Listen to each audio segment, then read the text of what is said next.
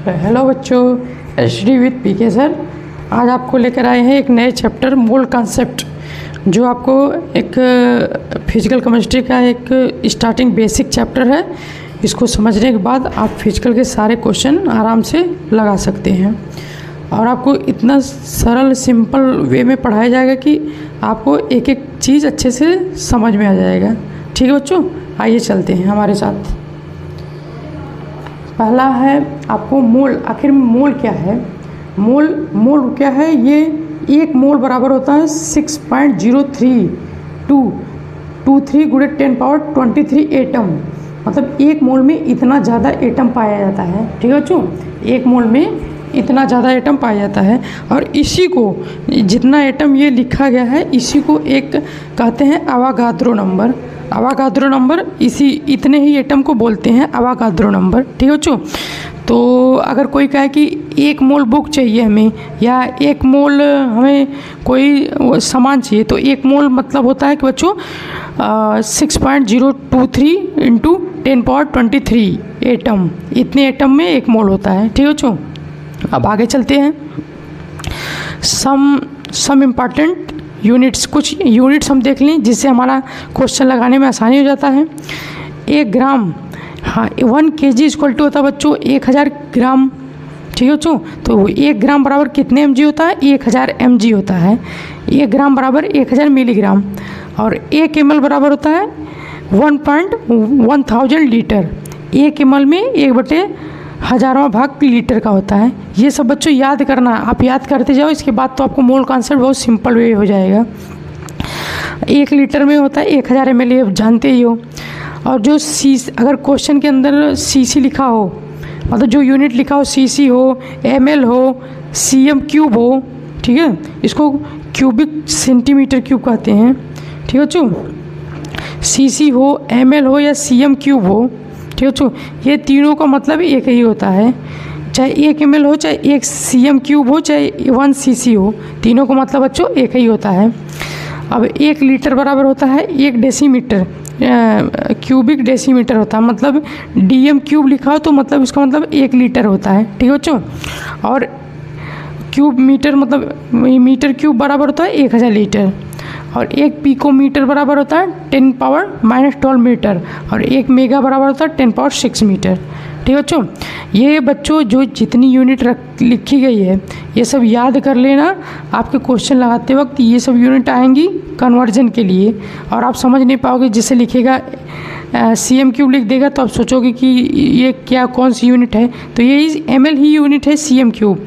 dm cube लिखा रहेगा तो ये लीटर ही है। ठीक है बच्चों, अब आगे अब हमें जैसे कार्बन एटम है, एक एग्जांपल दे रहा हूँ। जैसे कार्बन एटम है, ठीक है, कार्बन एटम के अंदर क्या क्या होता है?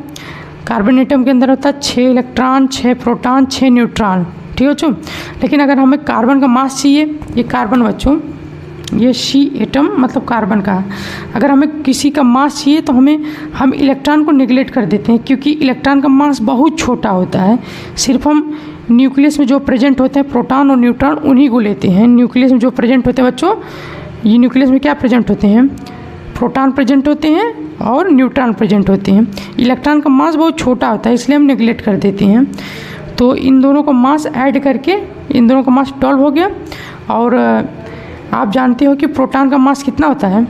प्रोटॉन का मास होता है बच्चों 1.67 इंटू 10⁻⁻24 ग्राम।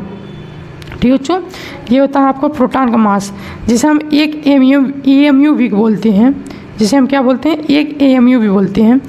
इसी प्रकार हमें न्यूट्रॉन का मास जो होता है वो होता है 1 लगभग प्रोटॉन के मास के बराबर ही होता है, थोड़ा सा ज़्यादा होता है। न्यूट्रॉन का जो मास होता है बच्चों, वो प्रोटॉन के मास से थोड़ा सा ज़्यादा बड़ा होता है। ठीक है, लगभग हम लोग क्वेश्चन लगाते सेम ही मानते हैं। ठीक है बच्चों, ये भी एक AMU के बराबर ही होता है।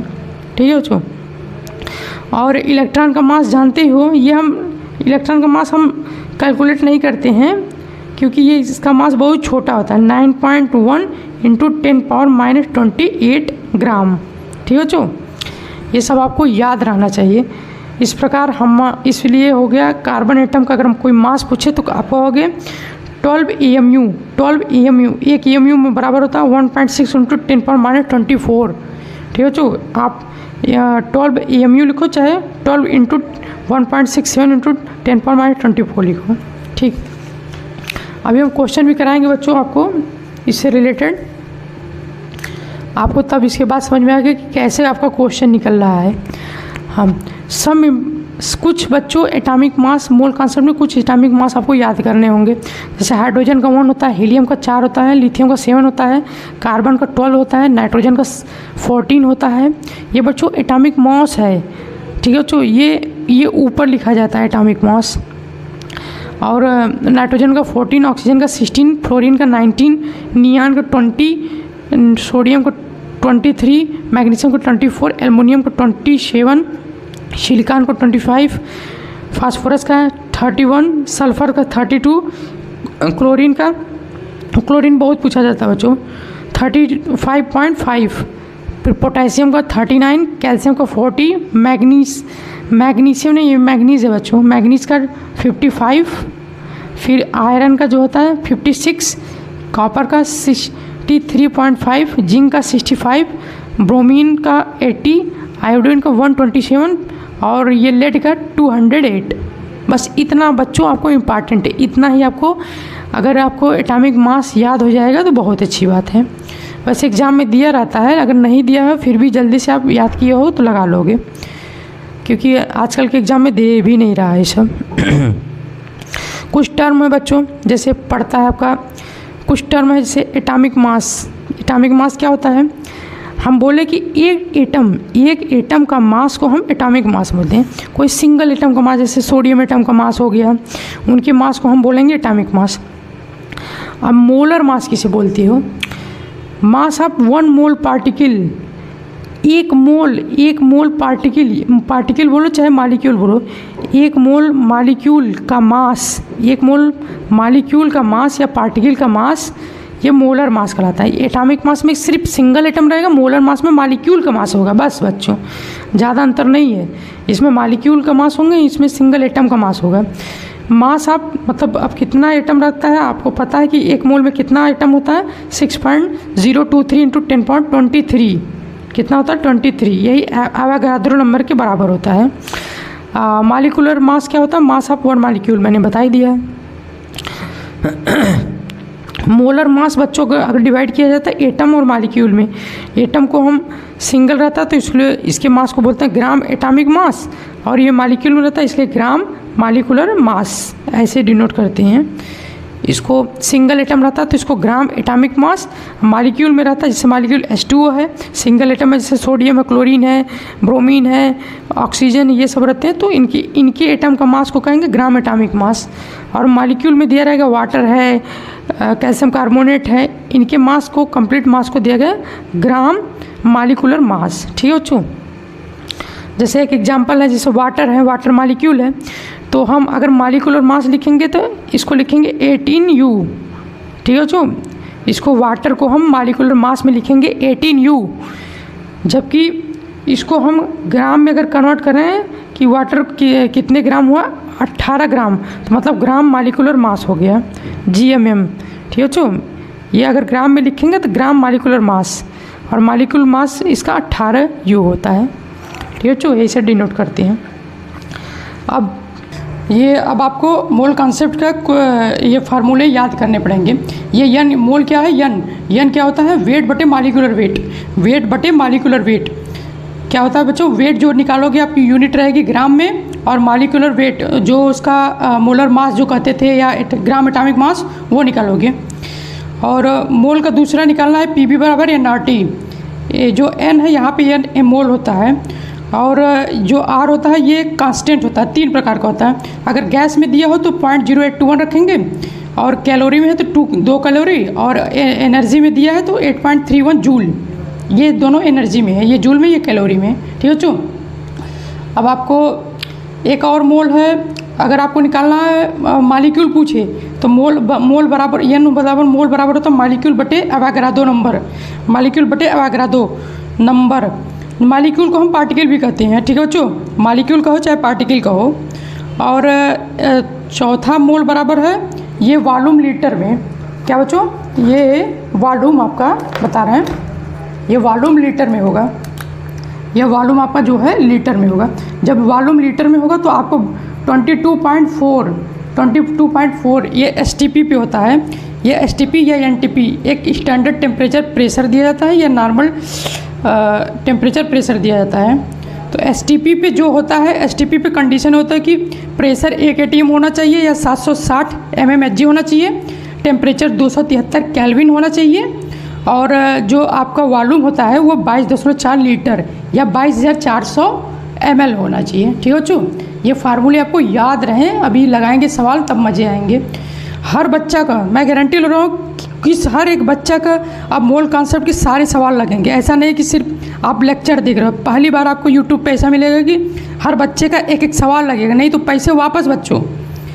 आपको मैं बोल नहीं रहा हूँ, आप ये सब जैसे कर रहा हूँ ऑर्डरली मैनर में आप ऐसे चलते रहिए मेरे साथ, और आपका एक एक टॉपिक क्लियर हो जाएगा। 2 से 3 क्वेश्चन आते हैं मोल कॉन्सेप्ट के, वो भी आपको लग जाएंगे। ठीक है बच्चों, चलिए नंबर ऑफ एटम। हाँ, अब ये अगला फार्मूला आपको अगर नंबर ऑफ एटम निकालने को पूछे या नंबर ऑफ इलेक्ट्रॉन पूछे या प्रोटॉन की संख्या पूछे या बैलेंस सेल की मतलब नंबर ऑफ बैलेंस सेल पूछे, ये सब फार्मूले पूछते हैं कि नंबर ऑफ एटम निकालो या इलेक्ट्रॉन निकालो या प्रोटॉन निकालो या बैलेंस से निकालो, तो आप एक ही ट्रिक से निकालोगे। मोल इंटू एटम, कितने एटम हैं, जैसे मान लो H2O में बच्चों कितने एटम दिखाई दे रहे हैं, 3 एटम, 2 हाइड्रोजन के 1 ऑक्सीजन के। तो यहाँ पे मोल रखोगे, मोल दिया रहेगा आपको, या वेट बटे मॉलिक्यूलर वेट के रूप में लिखा रहेगा। मॉलिक्यूलर वेट इसका होगा 18U। ठीक है बच्चों, और इसका मास लिखा होगा, कुछ कोई मास होगा तो वेट बटे मॉलिक्यूलर वेट। एटम 3 एटम है, N0 एवोगाड्रो का आपको मल्टीप्लाई कर दो तो आपका नंबर ऑफ एटम निकल आएंगे। ऐसे ही इलेक्ट्रॉन के लिए करते हैं, ऐसे ही प्रोटॉन के लिए करते हैं, सेम फार्मूले हैं। ऐसे ही बैलेंस सेल के लिए करते हैं। ठीक है बच्चों, एटम के लिए चाहे इलेक्ट्रॉन के लिए, प्रोटॉन के लिए, बैलेंस सेल के लिए। ठीक है बच्चों, मोल मतलब balance cell into Avogadro number. Avogadro number आपको पता है कितना होता है बच्चों, बताओ तो एक बार हमें। N0 बराबर होता है 6.23 इंटू 10⁻23। ठीक है बच्चों, इतना होता है। आप एग्ज़ाम में मतलब लगभग अप्रॉक्सीमेट 6 ले सकते हो या 0.023 छोड़ सकते हो। ठीक है बच्चों, और अब आ गया एवोगाड्रो, बार बार जो चिल्ला रहे थे कि एवोगाड्रो हाइपोथेसिस क्या है। ये कहता है कि एट सेम टेम्परेचर और प्रेशर पे, मतलब जहाँ पे टेम्परेचर और प्रेशर सेम हो, जहाँ पे टेम्परेचर और प्रेशर सेम हो तो वहाँ पे equal volume of all gases, वहाँ पे सभी गैस की मतलब सभी गैस की वॉल्यूम जो है इक्वल रहती है, तो वहाँ पे मॉलिक्यूल की संख्या भी इक्वल हो जाती है। ये एवोगाड्रो बोल रहे हैं कि सेम टेम्परेचर प्रेशर पे जहाँ पे वॉल्यूम गैस, जैसे मान लो 4 गैस है, सबका वॉल्यूम 1 लीटर या 2 लीटर है, तो वहाँ पे उनके मॉलिक्यूल भी इक्वल कर दो। ठीक है, जो ऐसे क्वेश्चन में आएंगे आपको करने पड़ेंगे। अब आपको एवोगाड्रो हाइपोथेसिस लगानी पड़ेगी कि वॉल्यूम बराबर होता है नंबर ऑफ मॉलिक्यूल बराबर कर दो, जहाँ पे वॉल्यूम सेम है, और वहाँ पे मोलों की संख्या भी सेम कर दो। ठीक है बच्चों, अब अगला है आपको अगला आपको याद करना पड़ेगा कुछ फार्मूले। एवरेज एटॉमिक मास दिया रहता है, मतलब कोई आइसोटोप बच्चों आपको मालूम होता है क्या होता है आइसोटोप, आइसोबार। आइसोटोप आपको एटॉमिक स्ट्रक्चर जब पढ़ाएंगे उसमें आएगा, तो फिर भी बता दे रहे हैं। आइसोटोप उसको कहते हैं जिसका एटॉमिक नंबर सेम होता है और एटॉमिक मास डिफरेंट होता है, उसको आइसोटोप कहती हैं। ठीक है बच्चों, जैसे आइसोटोप जो जैसे हुआ, ये आपका बोरान हुआ 10, बोरान 5, 10, बोरान 5 एटॉमिक नंबर, फिर बोरान का भी 5 एटॉमिक नंबर, लेकिन 11 इसका वो हो गया, क्या हो गया, एटॉमिक मास। तो ये दोनों आइसोटोप हैं। अगर इनका निकालना पड़े, ऐसी कंपाउंड का निकालना पड़े आइसोटोप का एवरेज एटॉमिक मास, तो सिंपली करना है कि उनका दिया होगा आपका परसेंटेज, मतलब कि एटॉमिक जो एटॉमिक मास है उससे परसेंटेज का गुणा कर दो, और जितने एटम दिए हैं वो इससे सबको जोड़ते जाओ और बटे टोटल परसेंटेज कर दो। मतलब जहाँ पे ए जो है ये आपका एटॉमिक मास हो और एक्स जो है परसेंटेज दिया रहेगा। क्वेश्चन आएगा, अभी करवाएंगे आपको। वेपर डेंसिटी याद कर लो बच्चों। वेपर डेंसिटी क्या होती है, मॉलिक्यूलर वेट बटे 2। मॉलिक्यूलर वेट का आधा होती है वेपर डेंसिटी। ठीक है, जो मॉलिक्यूलर वेट की आधी होती है वेपर डेंसिटी। तो वेपर डेंसिटी और दूसरा फार्मूला होता है डेंसिटी ऑफ गैस। गैस की डेंसिटी हो बटे हाइड्रोजन या हाइड्रोजन की डेंसिटी हो, इसकी भी डिवाइड कर दोगे तो आपको वेपर डेंसिटी आ जाएगी। ठीक है बच्चों, आप बिल्कुल भी ना परेशान होइए, हमारे साथ हैं। आपको एक एक क्वेश्चन एक एक क्वेश्चन तैयार करा देंगे, लगाएंगे भी, आपको लगेगा भी ये नहीं कि आप सिर्फ लेक्चर देख रहे हो। आप मेरे साथ पूरे चैनल तक बने रहिए, आपको हम पूरा फिजिकल ऑर्गेनिक और इनऑर्गेनिक लेके आएंगे और आपका नीट में 160+ मार्क्स मिलेंगे आपको। बस आप मेरे साथ बने रहिए। ठीक है बच्चों, और भी मेरे चैनल को सब्सक्राइब करते रहिए, जिससे हम नए नए वीडियो भेजते रहें, आपको मिलता रहे। STP या NTP मीन्स क्या होता है मैंने बता दिया कि STP या प्रेशर जो होता है 1 atm या 760 mmHg होना चाहिए। टेम्परेचर आपका 273 या 0 डिग्री केल्विन होना चाहिए। वॉल्यूम आपको इतने में लिखोगे 22.4 लीटर या 22,400 ml लिखोगे। ठीक है बच्चों, और क्वेश्चन में ये याद कर लेना, ग्राम एटम लिखे इसका मतलब मोल होता है, या ग्राम मालिक्यूल लिखे इसका मतलब मोल मालिक्यूल होता है। ठीक है बच्चों, ग्राम एटम मतलब मोल, ग्राम मालिक्यूल मतलब मोल। ठीक है बच्चों, अब अगला है कुछ चीज़ें, ये कई पार्ट में मोल कॉन्सेप्ट बनेगा। कंबसन रिएक्शन क्या होता है? हाँ, कुछ इंपॉर्टेंट रिएक्शन होते हैं बच्चों जो आपको याद करने पड़ेंगे। याद कर लो कि तो तुरंत बच्चों आप डायरेक्ट लिख लोगे, कोई भी आपका लिमिटिंग रीजन के सवाल आएंगे तो जल्दी गलत नहीं होंगे। 1 mole of carbon atom are completely burn, ये जब 1 मोल कार्बन एटम को जलाया जाता है ऑक्सीजन की प्रेजेंस में, तो ये CO2 और वाटर रिलीज होता है, CO2 और वाटर प्रोडक्ट में निकलता है, तो उसी को हम बोलते हैं कंप्लीट कंबक्शन हो गया। ठीक है बच्चों, जैसे एल्केन का फार्मूला होता है CnH2n+2। ठीक है बच्चों, इसको याद कर लो, एल्केन का क्या फार्मूला होता है? CnH2n+2। तो यहाँ पे n की संख्या आप 1 से भी ले सकते हो, 1 हो जाए, 2 हो जाए, मतलब डाट कुछ भी हो सकता है। तो आपको ये कंबसन रिएक्शन ऐसे लिखा जाएगा, एल्केन लिख लो और आपको ऑक्सीजन लिखना हो तो ये 3n+1/2, फिर इसके बाद प्रोडक्ट में NCO2 लिखना और n+1 H2O। एक कुछ निकाल के दिखा दे रहा हूँ आपको, जैसे बच्चों मान लो n=3 ले लिया, आप कैसे लिखें? CN+2n+2 ये लिखे हो, प्लस 3n+1 2O2 लिखे हो, प्रोडक्ट में आप लिखो NCO2 और n+1 H2O। तो हम 3 लिखेंगे, C3H में 2 × 3 + 2, मतलब कितना हो गया बच्चों? C3 6 + 8 6, मतलब C3H8 प्लस 3 × 3 + 1/2 O2, मतलब कितना हो गया आपका O2? 9 + 10 10/2 = 5, मतलब यहाँ पे लिखोगे आप काट के 5O2। आप करके देख लो, यहाँ पे 3 रख के देख लो, आप 5O2 आएगा। फिर यहाँ पे डायरेक्ट n लिखना, n कितना लिए थे? 3 लिए थे CO2 और n+1 एक जोड़ दो 4H2O। ये आपका मेन रिएक्शन हो गया, C3H8 plus 5O2 gives 3CO2 plus 4H2O। ये आपका मेन रिएक्शन हो गया, ये आपका कंबस्शन रिएक्शन हो गया आपका मेन, जिसमें CO2 और H2O निकलता है बच्चों। ठीक है, ये आपको याद होना चाहिए, ये चीज़ें याद होनी चाहिए, ये चीज़ें आपको पूरा याद होना चाहिए बच्चों।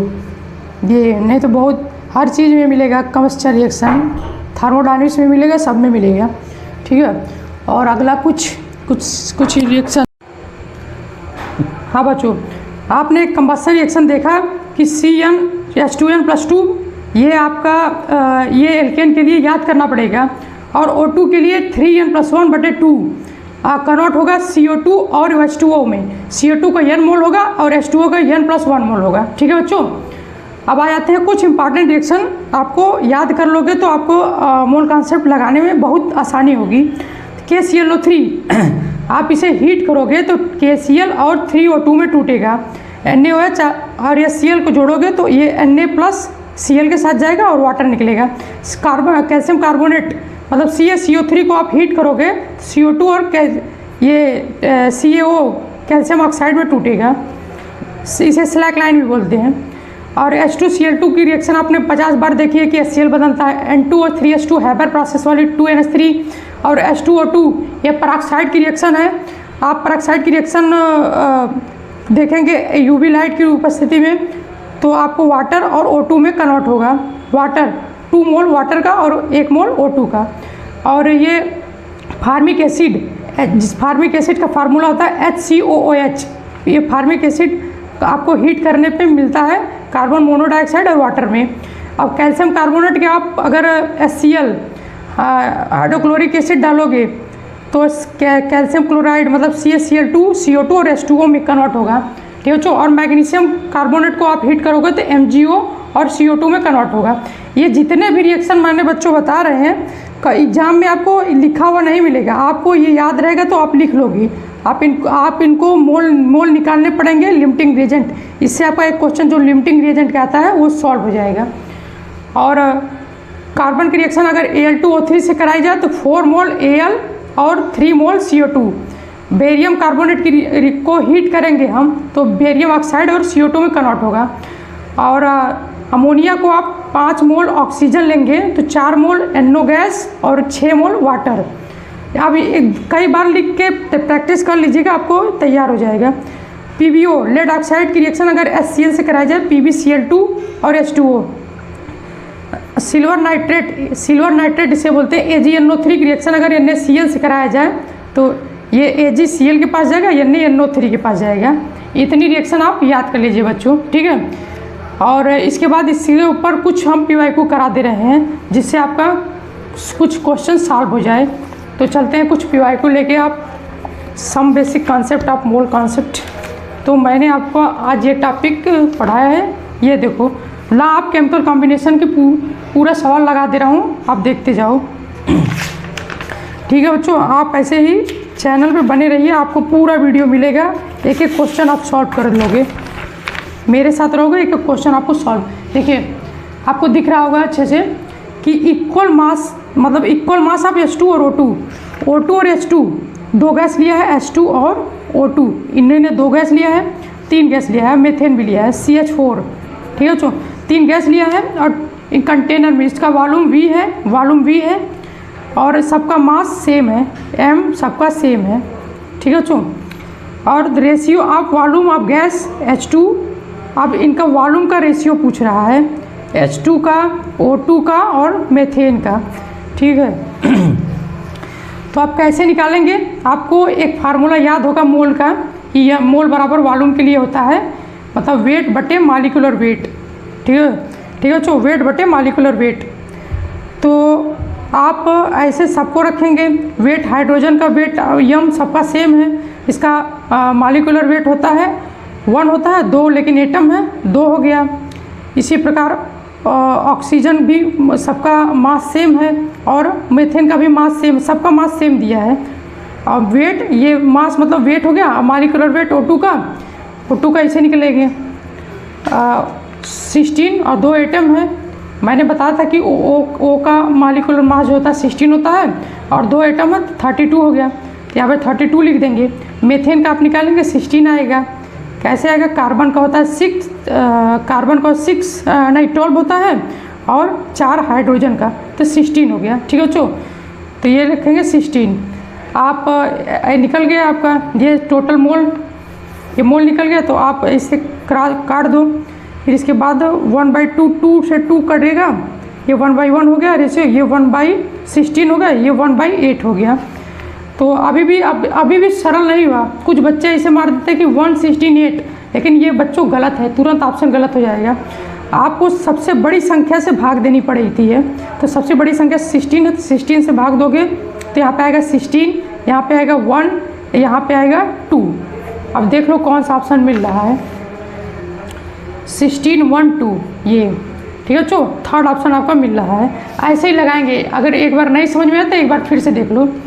ये कह रहा है कि इक्वल मास, सबका मास सेम है, देखो मैंने सबका मास यहाँ पे सेम रखा है।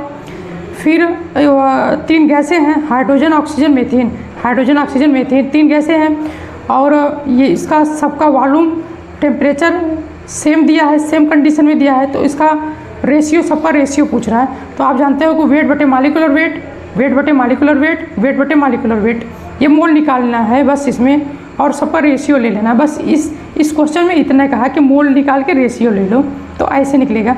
हाँ, जब बच्चों आपका ये 1/2, ये 1/32, 1/16 है, तो कुछ बच्चे टू इसको सॉल्व करके 1 और 16 और 8 लिख देते हैं, और ऑप्शन में भी दिया है 1 16 8 ये दिया भी है, इस ऑप्शन में भी बच्चे ये गलत ऑप्शन मार देते हैं। लेकिन नहीं बच्चों, जो लास्ट में सबसे बड़ी संख्या होती है उससे हम डिवाइड करते हैं, डिवाइड करके इसके बाद जो आता है 16 का डिवाइड करेंगे 16 आएगा, 16 करेंगे 1 आएगा, 16 करेंगे 8 से कटेगा 2 बार जाएगा, ये आएगा। तो 16:1:2 आएगा। ठीक है बच्चों, ये थर्ड क्वेश्चन था। फोर्थ क्वेश्चन कह रहा है व्हाट वॉल्यूम ऑफ ऑक्सीजन, मतलब ऑक्सीजन का वॉल्यूम क्या होगा, ऑक्सीजन गैस का वॉल्यूम पूछ रहा है, क्या होगा। Measured at 0 degree Celsius 1 atm is needed to burn completely 1 litre of propane gas measured under the same condition.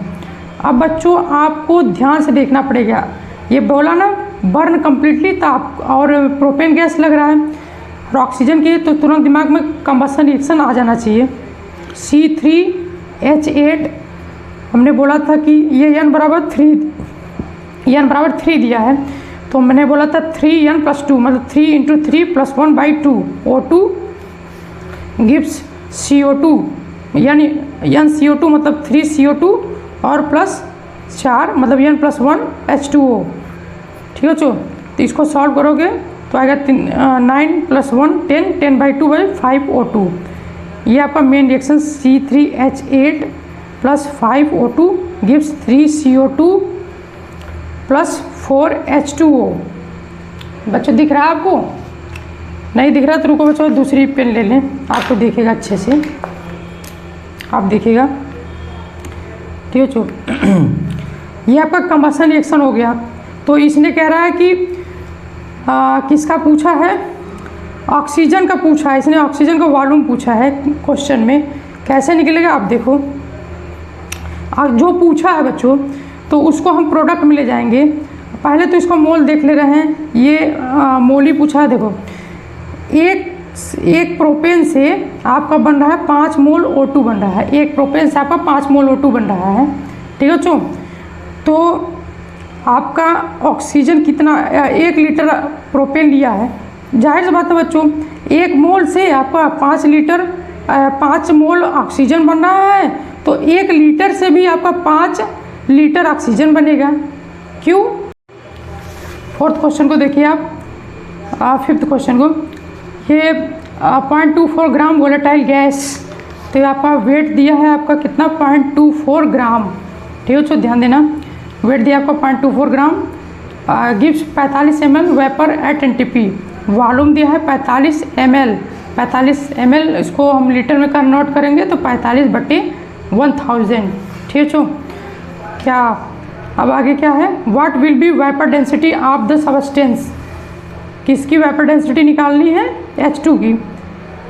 H2 का हमें डेंसिटी दे चुका है, हमें वेपर डेंसिटी निकालनी है। वेपर डेंसिटी बराबर होती है बच्चों डेंसिटी ऑफ गैस बटे डेंसिटी ऑफ हाइड्रोजन। ठीक है, तो डेंसिटी ऑफ गैस की डेंसिटी और डेंसिटी का एक नॉर्मली जनरली फार्मूला होता है क्या, मास बटे वॉल्यूम, जिसका यूनिट होता है ग्राम पर लीटर। जहाँ भी देखो बच्चों समझ जाओ कि वो डेंसिटी दी है। जैसे एक क्वेश्चन में हाइड्रोजन के लिए दिया ग्राम पर लीटर, मतलब ये समझ जाओ कि अगर ये ना बोले डेंसिटी तो भी समझ जाओ ग्राम पर लीटर देख के कि ये डेंसिटी दी है। ठीक है बच्चों, तो हमें गैस की डेंसिटी निकालनी है, क्योंकि गैस का मास दिया, वॉल्यूम दिया है, निकल गया आराम से 0.24 बटे 45 लीटर में दिया बटे 1000 अगर नीचे लिखेंगे तो 1000 ऊपर चला जाता है, ये 1000 बच्चों ऊपर चला जाता है। आप कैलकुलेशन भी देखते जाओ, 0.24 गुणे 1000 बटे 45, जब 1000 का करोगे आप तो एक 1 पॉइंट इधर से चल के 240 पे आ जाएगा और 45 बचेगा। और इसको काटेंगे आप, हम मान लो 5 से काट रहे हैं, 5 9 45, 5 5 के बाद 5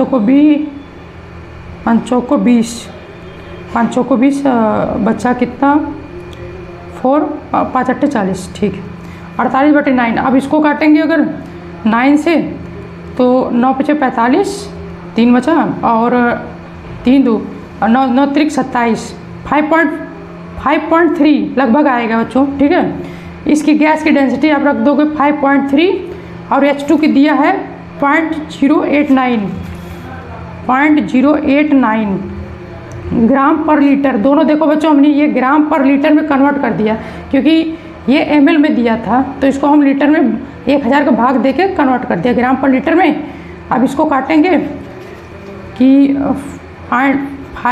5.3 को हम 0.089 से करेंगे कैलकुलेशन। तो देखते रहिए, कैलकुलेशन भी देखिए। कुछ बच्चे मैसेज किए थे कि सर कैलकुलेशन भी हमें अच्छे से बता दीजिए। तो देखो बच्चों, आपका पॉइंट इधर है, एक बात जान लो, अगर पॉइंट हम इधर ले जाते हैं तो माइनस बढ़ता है, 10 के पावर में हमें माइनस बढ़ता है। अगर पॉइंट को हम इधर शिफ्ट करते हैं तो प्लस पॉजिटिव 10 के पावर में पॉजिटिव बढ़ता है। ये हमेशा याद रख लेना ये चीज़ें। क्या, अगर पॉइंट को हम राइट शिफ्ट करते हैं तो 10 की पावर माइनस हमेशा ज़्यादा बढ़ता है।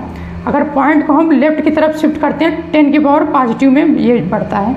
ये कॉन्सेप्ट याद रख लेना, ठीक है। तो अब पॉइंट हमें हटाना है तो 5 ये यहाँ पे 2 अंक पे लगा दें ताकि 8 आ जाए। तो यहाँ पे 8.9 और पॉइंट इधर चल गया, तो इसको भी 2 अंक शिफ्ट करना पड़ेगा। 1 अंक शिफ्ट करेंगे तो यहाँ का 1 अंक और शिफ्ट करना पड़ेगा, ये 530 हो गया।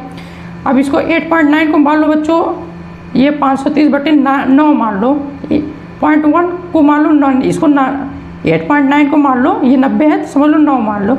9 से आप सॉल्व करोगे तो 9 × 6 = 54, 9 × 6 = 45, 5.9 कुछ समथिंग आएगा। तो आपका 5.9 ये समथिंग कुछ आएगा, ठीक है। चाहिए यही आया ऑप्शन, ठीक है। नेक्स्ट वीडियो में बच्चों हम लेके आएंगे मूल कॉन्सेप्ट का अगला पार्ट, और ये PYQ के साथ, और एक PYQ सॉल्व करेंगे। आप मेरे साथ बने रहिए। आप और भी बच्चों को जिसको नहीं आता है समझ में, अभी तक बस पढ़ते जाते हैं चीज़ें, कैलकुलेशन नहीं आता है, सवाल नहीं लगती है, पढ़ तो लेते हैं, समझ नहीं पाते हैं, आप मेरे चैनल पे आइए, हम एक एक चीज़ आपको समझाएंगे, ठीक है बच्चों। थैंक यू बच्चों।